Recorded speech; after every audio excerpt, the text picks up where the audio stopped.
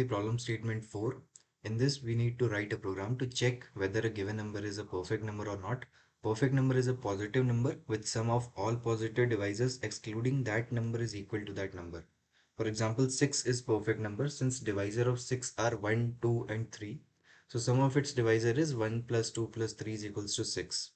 For this, we have two test cases. Input 6, we need to output yes, and for input 28, we need to output yes. Right? So let us make one program. So for that, I'm initializing two variables by name int n and sum. And then I'm going to print one statement on the console that for the user to enter the number,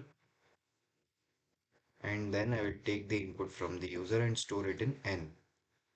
Right? Now I will start the loop from int I is equals to 1, then I less than equal to n by 2 to reduce the complexity of my program, and then I plus plus.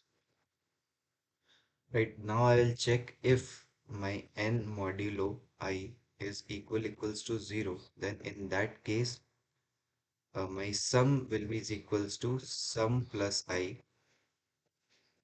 or else if my sum is equals to n, then in that case C out yes,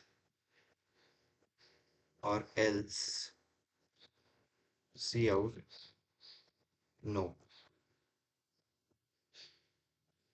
Right, so this is our program. No, so let us first run it.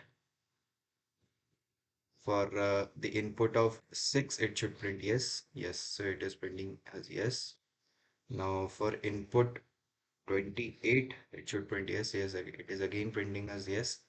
Now let us take one random input, for example 5, so it is printing as no. So yes, this is our program for problem number 4.